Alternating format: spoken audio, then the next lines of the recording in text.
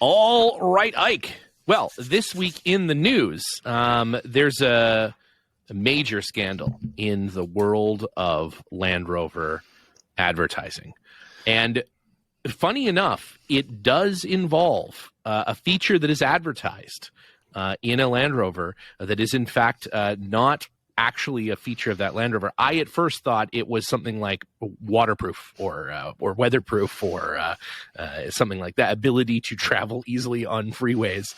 No, it's a new Defender and a feature apparently that the new Defender does not entirely possess. So if you find this advert, it's sort of like a trip to Land Rover Island where they start on like a D-Day landing boat kind of ferry sort of situation. Yeah. They just like back up the landing craft to the island and all these like Land Rovers charge out of the boat.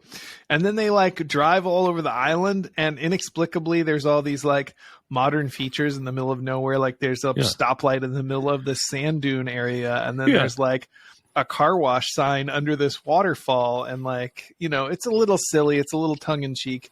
Yeah. But then it gets to the part where apparently people objected to, and you can watch this out on the internet, but they like back up to a cliff. Like there's kind of like an overhang rock formation. Like a mesa kind of situation. And yeah.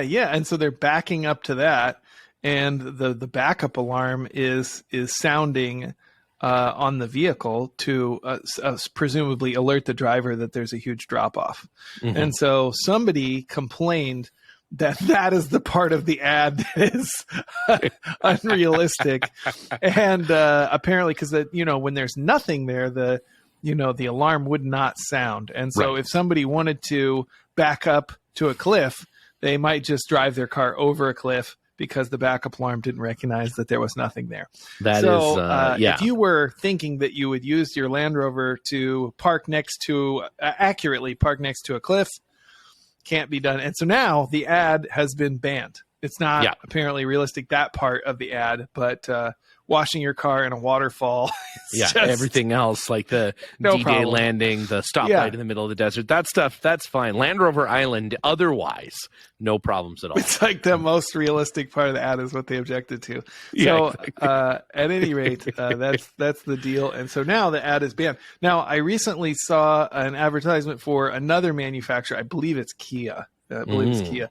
But this story reminded me of that one. I don't know if you've seen this, Stephen. No, I haven't. This guy, he takes a new Kia SUV to the ocean, right? And there's a beach, and he's got like this fucking like trash rake that he unfolds out of his car. Right. Yes. He unfolds this trash rake out of his car and hooks it to the Kia's hitch.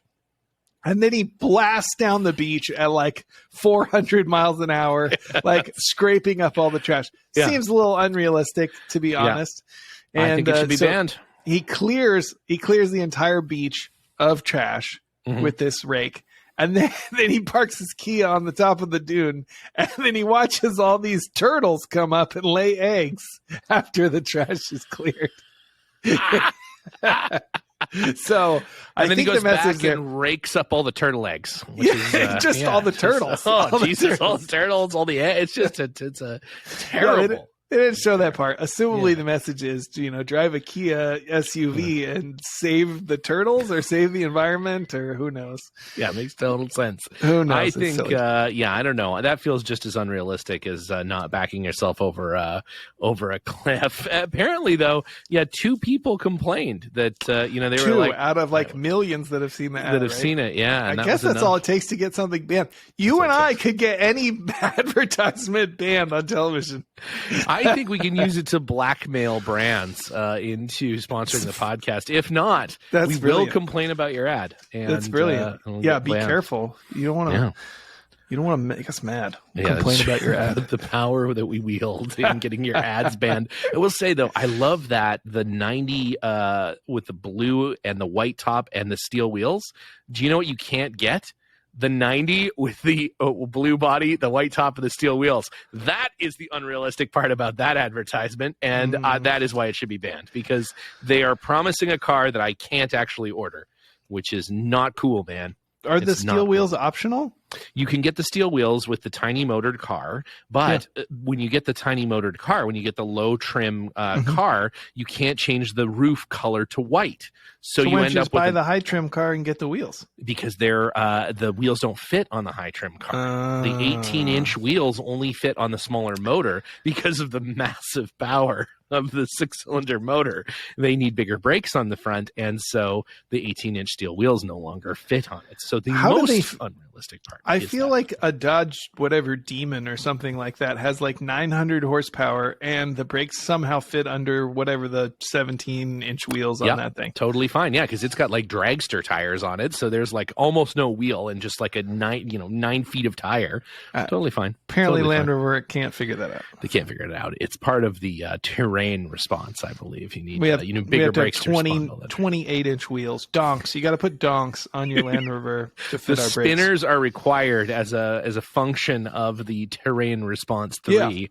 Yeah, totally. It has to have it. Yeah, it has to have it. So I don't know. I mean, it's one of those things where that I feel like is why the ad should be banned, because that's the car that I want, but I can't have it. It is impossible to make that car. I'm glad it was banned for your sake. Yeah, you might be able to make it in the UK because maybe with one of the diesel engines you can do it, but certainly here in the United States you can't get that spec. Not possible. Yeah. So speaking of specialty high spec Land Rovers, there is a Land Rover Trophy Edition, which is the sort of little mini camel trophy kind of homage project that they did here in the United States not that long ago, and I think they're doing now later this year or at some point in the future they're doing like a bigger one at Eastner Castle in the UK, and one of those Trophy Edition cars is already for sale on Cars and Bids, Doug DeMuro's Cars and Bids site.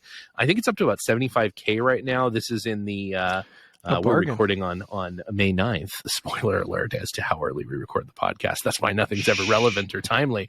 Don't spoil it. But it's selling for about $75,000 right now. I don't really know when it ends. I could have easily Googled that, so I had that knowledge at hand, but I chose not to. And anyways, it's just interesting. It's going to be kind of interesting to see, because I think those are about $110,000, $120,000 new. I don't know exactly. About $1,000 an inch, which seems exactly appropriate. That's what I charge. That's exactly right. So we'll see how much of that do you sift out for the woodland adventure that was the Defender trophy thing. And damn it, we should have done it. We should have just bought one, gone out there and done it, because they can't turn us away if we're an actual owner of the vehicle, and then just immediately sold it afterwards. Yeah. Did you know if this vehicle participated in the event? I'm not 100% sure. Again, I could have simply read the ad on the site, but I simply perused it for the price and then moved on. Smart. Yeah, I was driving. It wasn't, I didn't have a lot of time to really research it. I was doing stuff. So by the time this episode comes out, it'll likely have already been sold. So, we'll have to look in and see what the market feels like in regards to a Land Rover Trophy Defender. I don't know. I would like one. I mean, they're kind of neat. The one thing, though, about all of these new edition cars, period, it's not just Land Rover. It's kind of everybody's doing this. They're just wraps, like back in the day, you used to paint a car for a special edition, vehicle. You would paint that car.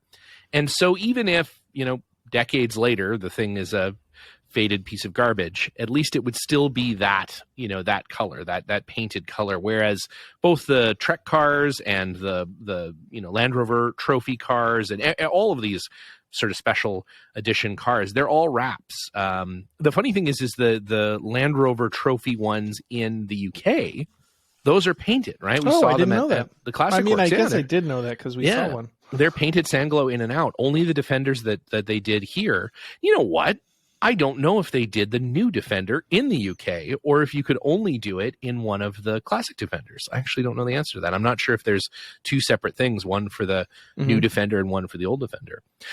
Yeah, and were those were customized in the UK or were they customized here? Do you know? I'm not 100% sure. I don't know. I know that underneath they're just a black Defender 110.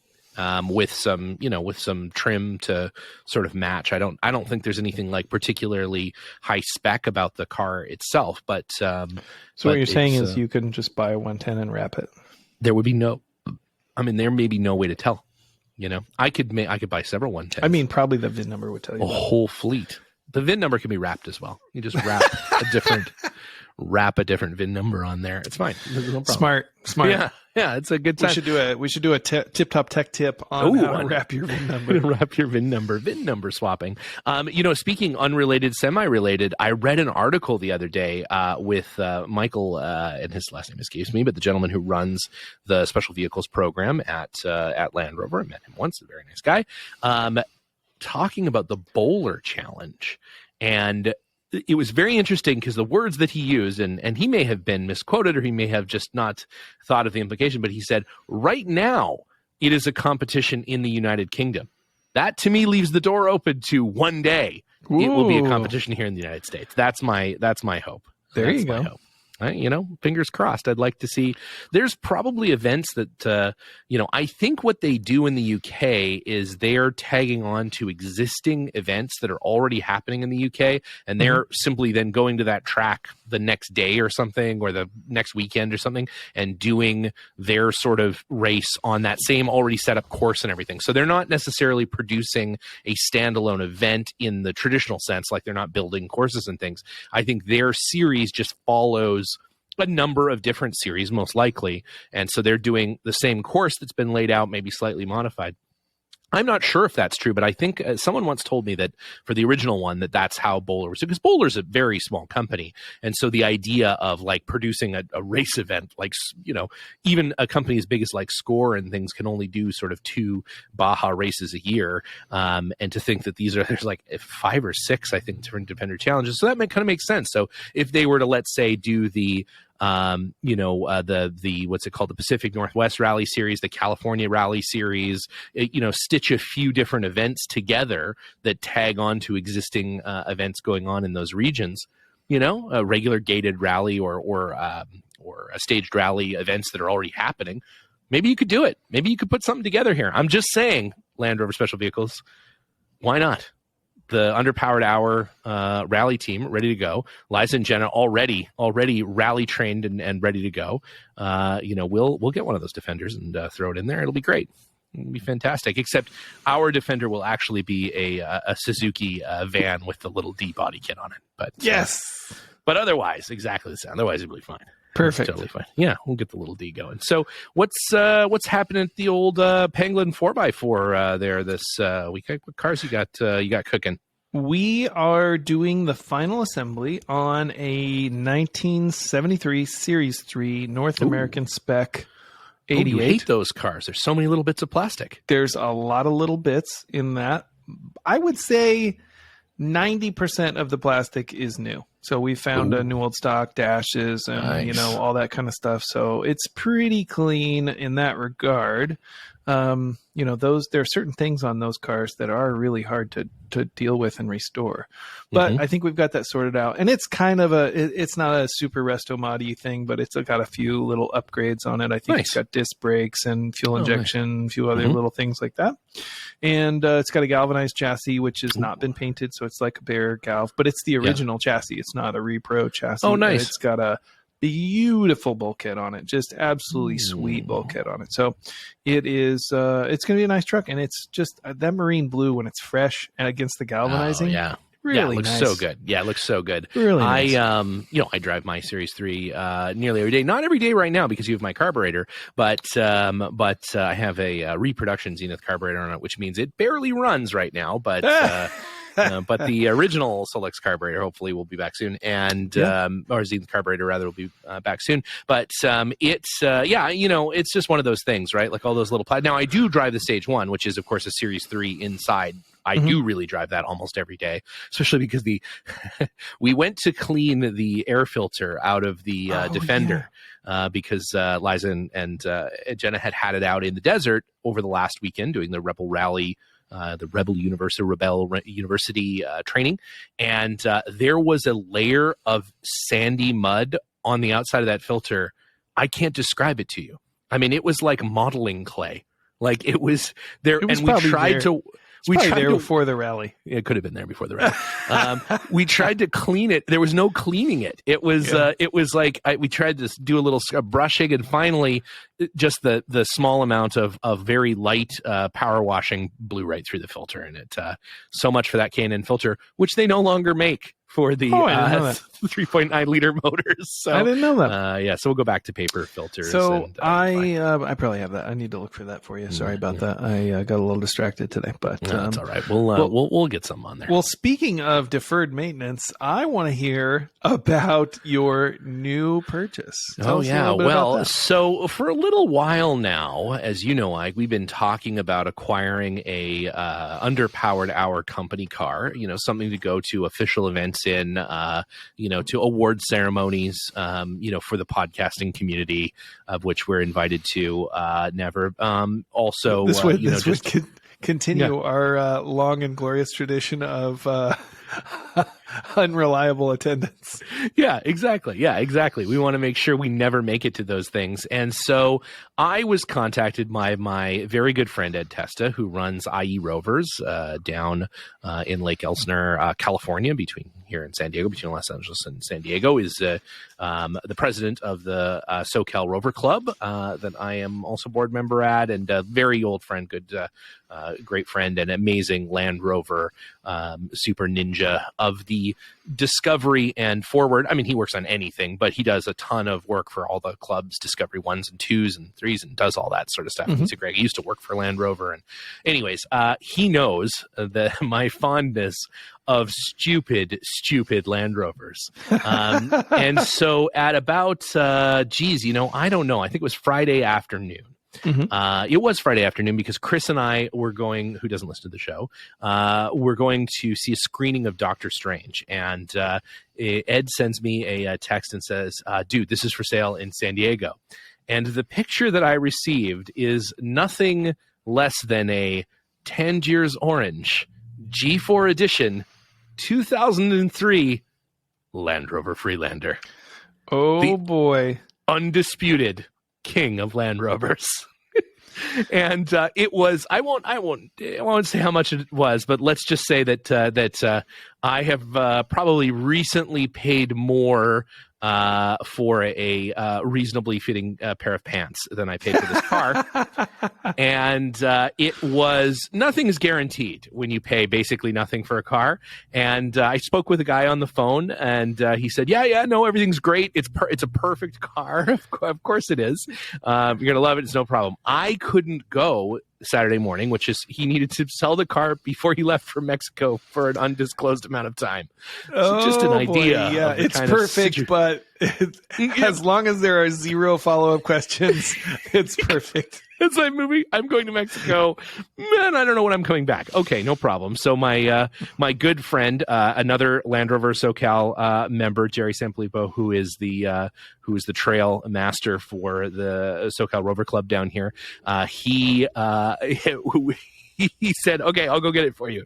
So I sent Jerry some money, sent him the contract and everything. Jerry goes over there, gets this deal done with the guy. He said, I drove it around the block once. I mean, it seems sort of okay. And so Liza and Cooper and I jump in the car, and we drive down to San Diego, which takes forever because it's a Saturday before Mother's Day and everything else. It's terrible. And we get to the G4 edition Freelander, and sure enough, I mean, the paint's actually in good shape. The clear coat has been just destroyed by the sun. It's been melted to the point of being non-existent over 80% of the car. Otherwise, it's pretty good. The interior's clean. Everything sort of seems to work. It does start. Almost all the locks work. Almost all the windows work. Stuff that normally doesn't work is actually working pretty good. So we figure, okay, let's give it a go. It is literally out of gas. There is 1 mile left in the gas. So he took the gas. Out of it. So which is funny because I have a picture of the odometer that he took for me that had like 3/4 of a tank of gas. So somehow on Friday, took all the light bulbs out of the dash. Yeah, everything was missing. So it was so fine. So okay, but it still had everything. It has its bumpers and its side protection and its roof rack and all that G4 stuff. Its little stickers and its dumb things like that. So. All right, so the undisputed king of Land Rover. So anyway, we got all the paperwork from Jerry and saw him off. We got into the car, or I got into the car, and Liza and Cooper followed me. Went obviously first to a gas station. We found out the brake lights don't work at all. the brake lights, reverse lights, none of that stuff, turn signals, none of that stuff. It's not important. It's not important. So, you know, Liza had to follow close. I guess the one middle mounted light kind of worked. So those are nice little. It's got the Land Rover oval. It has a Land Rover logo on it. Yeah. So that works fine. That's still there, not faded or anything. So we get a gas station, fill the thing up with gas, and it's actually running really well. Like it's running good, and it it's got good power. Like it's relatively smooth. We'll get out onto the freeway. We're heading to Ed's place, to Ed Testa, because I'm going to leave it with him because he happens to have a Freelander that he's turning into a tube buggy. And perfect. So and because of that, he ended up with a bunch of like Freelander parts and other Freelanders and things. And so he's the perfect guy. So we're going to leave it with him anyways. That was always the plan. No designs on driving this thing home. I would have trailered it if I was bringing it back up here. But so we're going to take it down to Ed. So we're driving along on the 15 freeway down here in Southern California, and it's going real good. You know, and I'm actually talking to my mom on the phone, and I'm like, this is the first time I've ever like driven a Land Rover like home. First of all, like I'm on the freeway going 80. That's never happened to me before with a brand new purchased Land Rover. I have air conditioning that like kind of works like actually pretty decently. And I turned on the cruise control, and I'm like, oh, even the cruise control works. At that point, the car immediately slowed to like half the speed that it was previously going. Oh no! And the service engine soon light came on, and I could no longer accelerate. And so I'm like, well, Mom, I got to let you go. We're so we're about halfway to Ed's place. We're about, give or take, about 25 miles, and I'm like, we're going to make it 25 miles. It's going to be okay. We can take this. I'm not going to have it towed 25 miles. Like, I am going to drive this Freelander. So help me God. This is the whole reason that an engine light exists, is so you don't do this. So you don't drive that 25 miles. It's service engine soon, not right now. It's soon. If it's going half the speed, that means now. That means now. Now, there was no smoke or anything. There was no weird noise. Well, there was a weird noise when I slowed down, but at that time there was no weird noises. So we were going up a hill, and so I'm like, well, I can't. This is a terrible place to try to load a car onto a flatbed or something. So we'll get over this hill. So I called Liza, and the emergency, the blinkers don't work. So the blinkers don't. No hazards, I have no way. No, I couldn't turn on the hazard. So it was just like, we're going for it. Now I'm going 30 in a 75 zone in an orange Freelander. Oh man! And so we get to the top of the hill. At that point, it's fine because I can just cruise down the hill. So we start going down the hill, start picking up speed, back up to about 65. Now we're okay. Now we're kind of keeping up with traffic. And I'm like, you know what? I think we're going to make this work. This is going to be all right. And so then finally we kind of cruise, and now we're about 10 minutes away from Ed's place. I give him a call, and I'm like, okay, here's the deal. We're coming in hot. I'm not going to stop because I'm afraid if I stop the car, that's going to be it. So we're not stopping until we get to Ed's shop. So we kind of figured out a route where I could just make quick right-hand turns almost the whole way. Never really hit a stoplight, never really hit a stop sign that I actually stopped for. And so we finally get into like the last 5 minutes, and we're in like stop and go traffic. Oh no. And so it sort of grinds to a halt, and I'm like, well, this may be where we're pushing this thing to the side, and I'm able to just give it just enough gas that it accelerates sort of like a I don't even know how to describe it. Like, you know when you have no clutch at all and you hit the accelerator and the engine revs like crazy and the car creeps forward at about 3 miles an hour? Like, that's sort of what I had. It was like a sailboat picking up a breeze. You know, we're just sort of slowly moving forward, and I was able to sort of get through the little bit of traffic, and then we finally ended up at Ed's place, and Ed had the the OBD2 computer on standby and plugs it in. There's no less than 52 problems with the car. Just big scrolling letters go across the screen. Your host totaled. He's scrolling like it's a touch screen, right? He's like scrolling through pages of things wrong with it. Anyways, we were able to kind of clear most of the errors. It's got about another, I'm not going to say how much money it will cost to make it run. All the money. We're going to make it run. We're going to make it run. You know, I appreciate your dedication, but that's ridiculous. I've heard I've heard that the transmissions on those are very, very difficult to replace and service. In nearly impossible in both of those cases. Yeah. And there is all kinds of intake stuff. There's also the block. Once the block goes, that's it. There's not really other blocks available. None of these cars are in scrapyards or anything because they just didn't make very many of them. This particular model, which is, again, a G4 edition car, Land Rover had originally planned to only make 50 G4 edition cars, but only 27 of them were ordered. So they only made 27 of them. Wow. One of 27. And it very well Lucky may you. be. Very well may be. Now, I found out later that because I got all the paperwork, right? I did the dump of paperwork from the DMV. This car was actually donated to one of those like cars for kids.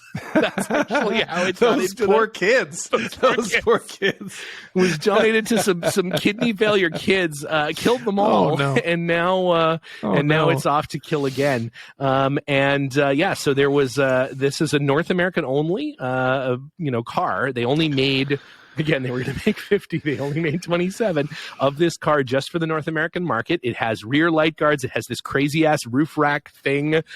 It's got these giant sidebars, this giant A-frame bumper on it, and, of course, G4 edition stickers all over the place, and this very faded Tangiers orange. The interior's in very good shape, and I'm happy to report that we will be spending an unreasonable amount of money on this stupid old Freelander. Define unreasonable, because I think that like $12 is unreasonable. We're well past that, my friend. We're well past that.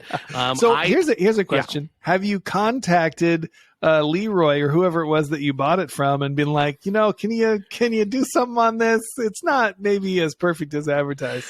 I think even if he gave me all of the money back, it still wouldn't matter. It's just like it wasn't.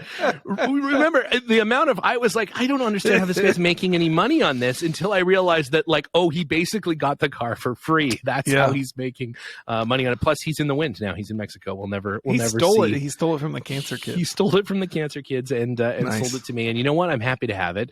We will, like I said, we'll be turning this into the Underpowered Hour Company vehicle. We're going to do sort of an homage restoration to an actual G4 competition car, except we're going to bring in some of our own Underpowered Hour edition sponsors. Yes. I'll bet you guys can guess who some of those will be.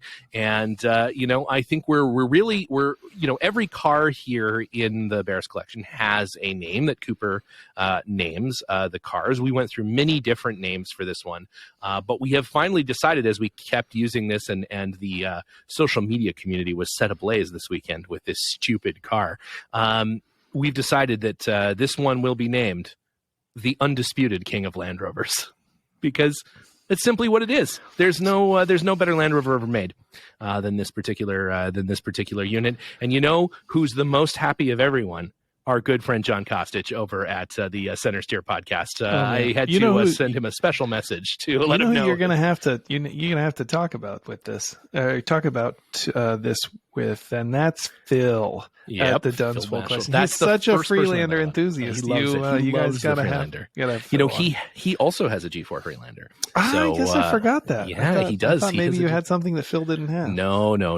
There's no Freelander that has escaped his gaze. He has one of everything. That pearlescent one that he had was, I feel like that was the most special one. Yeah. So if you are interested in sponsoring the Underpowered Hour Company car, the undisputed king of Land Rovers, a 2003 Land Rover Freelander G4 edition, feel free to reach out to us on Instagram, Facebook. Do you hate money? Do you hate money? Do you want your brand to be irreparably damaged by its relationship with this car?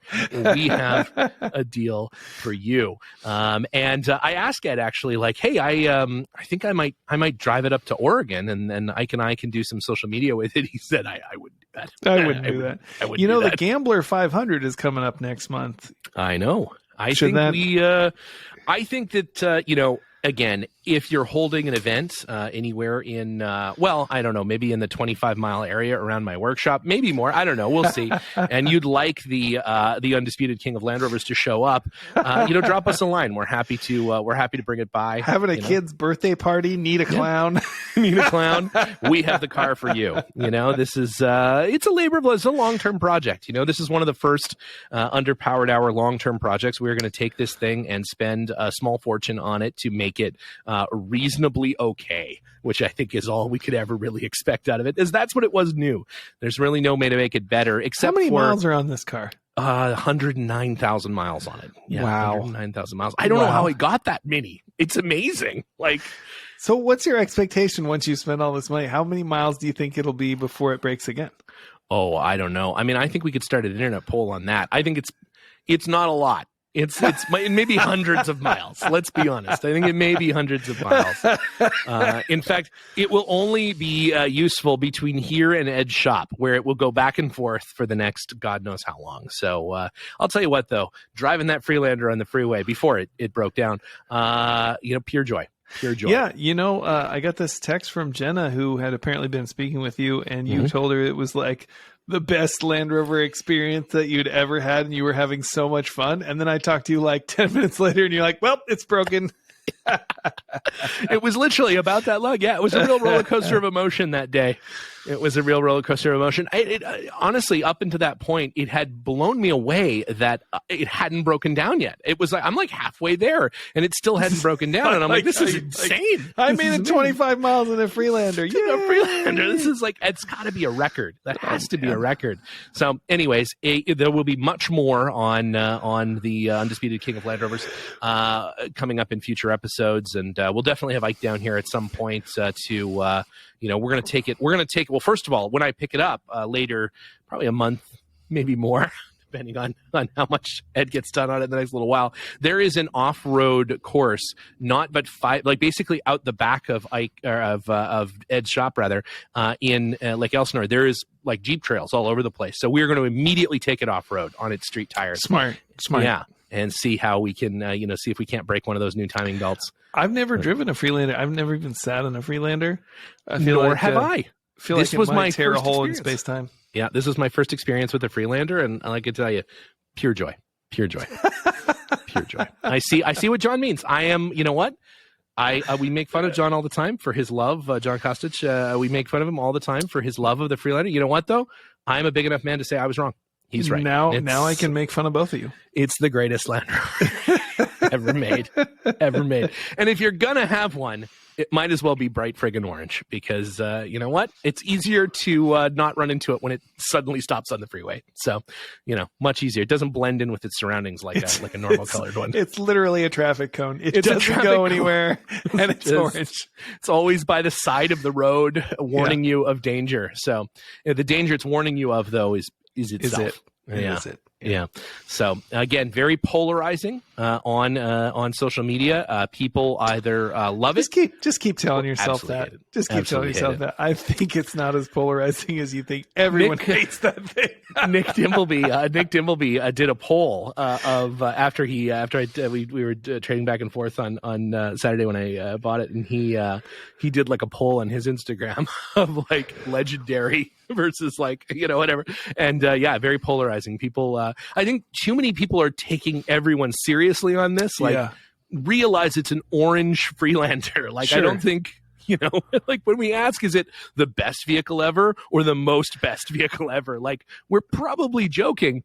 Maybe not. I don't know. Maybe not. Maybe not. Everyone's like, is there a third option? So speaking of Land Rovers, Land Rovers in the movie this week, this is a classic. It is. I think only in the vein of Freelanders. This is the Freelander of movies. Casper, the Friendly Ghost from 1995. I don't actually think it's Casper the Friendly Ghost. I think it's just called Casper in the nouveau of the 90s. Right. So probably Casper, the feature film, 1995's Casper, starring Christina Ricci and an animated cast of ghosts.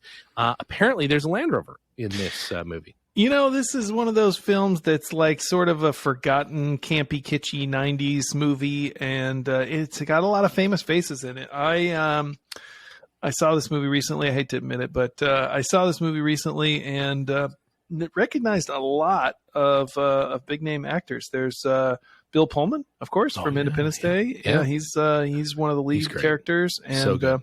Eric Idle is a supporting cast member from Monty Python. Yeah. And let's see who else. There's some wonderful cameos from Dan Aykroyd and Mel Gibson and Clint Eastwood, and I don't know, a few others. Many people consider the 1995 Casper film a canonical film in the Ghostbusters ethos, as it is Dan Aykroyd in the character role of Dr. Ray Stantz. Yeah, which I didn't know, which was kind of a fun surprise. Little Easter egg there. If you look closely, his proton pack is broken. Like the front is broken off of the particle wand because I feel like he came in from the parking lot. They put the suit on him. He walked out, gave that line, took the suit off and went back with picked up a suitcase of money and went back to whatever he was doing before. Feels like it was shot in about 3 minutes. Yeah, it was real time. It does feel that way. It's a very brief cameo, but I think he gets in a fight with one of the ghosts and the ghost gets the better of him. At any rate, so back to the Land Rover content. The evil, bad, lady in the film, the sort of Cruella de Vil of the film, she has a Range Rover Classic, which appears many times throughout the film, and it's I think I'm trying to remember, maybe silver Range Rover Classic. Really, actually, pretty cool. It meets an untimely demise, but she does too. Not to ruin it, but it's worth not to spoil this kids movie from 1995. But yeah. I think it kind of got lost in the shuffle of all those kind of similar sort of Beetlejuice and haunted house films that maybe outshined this one. In retrospect, but. It's fun if you got some kids and watch, and there's some Land Rover content, so check it out. I remember there being like blow molded Casper figurines that fit on the top of the Pepsi cups at Pizza Hut in the 90s. I don't think that's at all relevant. Yeah, I'm just saying, if you're I remember that. That's the one thing I remember about that film. I think that this is one of those films that was like just merchandised to death. Yes. There's Casper the breakfast cereal and Casper the lunchbox and Casper and there's Casper everything at that time. They did a lot of fast food tie-ins and Baskin Robbins ice cream flavors and all that stuff. They had everything. It was all great. I'm sure it was all great. Well, yeah, I definitely I haven't seen that movie since 1995. So I'm glad that you revisited it recently. Well, since you like Freelanders, it's true. It's true. The Freelander of ghost movies from that period. I think it's fantastic. So, well, for more on the Freelander, check out our social media. We've got some. Wow, do we have some exciting stuff coming up over the next few weeks? I know I kind of basically say that every week, but this time I am serious that we have coming to a head. It's going to be great. Oh my God. Finally, many years of planning, decades, in fact, of planning have gone into some very exciting things coming up over the course of the next couple weeks. As of now, the Chapman screwdriver set, the specialty screwdriver set is up on Chapman's website. You can link to it from our store as well. And of course, if you use the code Gear Oil, you're treated to a special discount on that set of specially curated, highly curated bits for your Land Rover specifically. And Ike and I had a ton of fun working with those guys putting that set together. There are still, and again, I say this all the time, but I'm serious now, there are still a limited number of Retro 80 t-shirts. Man, oh man, did those things sell quickly. That's such a cool shirt. We'll consider doing another run of those, but right now we're going to send a good amount of inventory off to Daniel in the UK so that he can fulfill a bunch of UK sales from a Retro 80. And so if you want a t-shirt, grab it up in the next week or two, because our inventory here is going to go down significantly, because we're going to send stuff to Daniel. And if you are in the UK and you do want to avoid the slightly higher shipping from here, there's nothing we can do about that. We're at the mercy of the Postal Service. And if you were able to send a credit or a Christmas card here a couple of years ago for $1.50, good for you. We cannot send you a T-shirt for that amount of money. But thank you for listening anyways. And we did come up with a way to send stickers to the UK much cheaper. So if you are a UK listener and you would like a few stickers, 15 ounces or less of stickers, there is a special arrangement with the U.S. Postal Service to be able to get you those for only a couple of dollars in shipping. Maybe we just cut the shirts into squares and mail each individual square, and then you less knit them back together and send a spool of thread along, like one needle. of those, like that mail order, like Build the Bismarck kit, where you get like a fucking chair every week and you can kind of put it on there. Yeah. And yeah. Oh, one thing I forgot to mention about the Freelander is we did get a lot of questions about if we will be roping up the bumper, and I think it's critical. Doesn't even need to be said. Yeah, of course we are. We're gonna rope the shit out of that thing. It's gonna be the ropiest. It's gonna be the ropiest G4 Freelander on the planet. Oh man, it's gonna be so ropey. So look forward to that. And unfortunately, because of all of the ropey bumper talk on this week's show, we have yet again run out of time. Damn it. For our friends at Nando's. But with any luck, we'll get to that in the near future. Ike, it has been a pleasure as you're listening to this in the future, but we recorded in the past. I am getting on an airplane on Thursday, and you can all guess where I am going to visit. So it's going to be great. It's going to be great. Can't wait. All right. Well, my friend, we'll see you soon. And until then, good luck out there. See you on the trail. For real this time. For real this time. Enjoy all that Freelander content. All right. See ya.